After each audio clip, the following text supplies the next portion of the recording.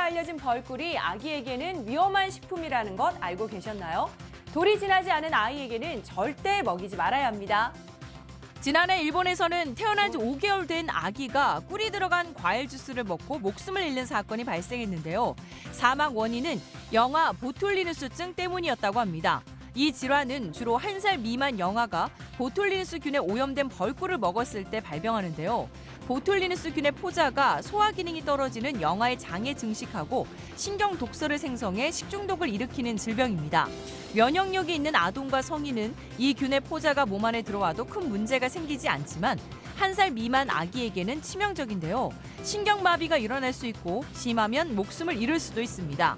이런 위험성 때문에 미국 식품의약국과 질병관리센터는 산모들에게 1살 미만의 아기에게는 꿀을 먹이지 말라고 권고하고요. 일본의 경우 꿀 관련 제품에 아기 복용 금지 문구를 넣고 있습니다. 돌이 안 된 아기에게는 꿀뿐 아니라 꿀 성분이 함유된 과자, 음료도 주지 않는 게 좋고요. 아기에게 실수로 꿀을 먹였다면 따뜻한 물을 마시게 하면서 이상 반응이 나타나지 않는지 상태를 지켜봐야 합니다.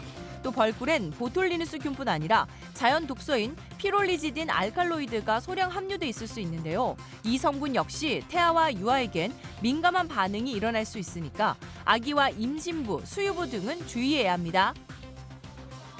연말이 다가오면서 술자리도 잦아지고 있는데요. 술 한 잔을 단숨에 비워내는 원샷이 눈 건강에는 해롭다고 합니다. 물이나 음료수, 술을 한꺼번에 들이키면 순간적으로 안압이 오르고요. 안압이 높아지는 일이 잦아지면 녹내장의 발병 위험도 커질 수 있습니다. 녹내장은 안압 상승으로 시신경이 손상돼 시력 저하나 실명을 유발하는 질환인데요. 자각 증상이 거의 없고요. 한번 손상된 시신경은 되살리기 어렵기 때문에 예방을 위해선 평소 안압이 높아지지 않도록 해야 합니다. 정상 안압을 유지하려면 술은 조금씩 나눠 마셔야 하고요. 몸에 꽉 끼는 옷을 입거나 어두운 곳에서 스마트폰을 보는 것도 피해야 합니다.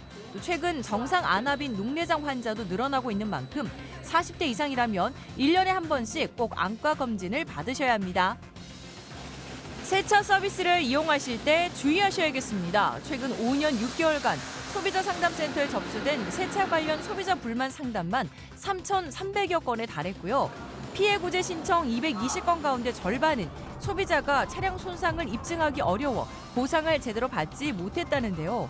이런 피해를 예방하려면 세차 시설을 이용하기 전에 차량 상태나 특징을 업자에게 말해야 하는데 흠집이 있는지 귀중품이나 고가의 부착물이 있는지 확인하고 세차 후 손상이 발견되면 스마트폰으로 촬영한 뒤 직원에게 즉시 알려야 합니다.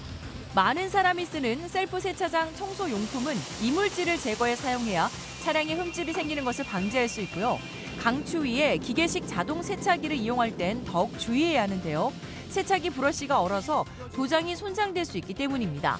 또 기계식 세차기에 들어가기 전에 고압 세차기로 차량에 묻은 모래 등 오염물부터 제거해야 표면에 흠집이 생기는 것을 방지할 수 있습니다. 지금까지 스마트 리빙이었습니다.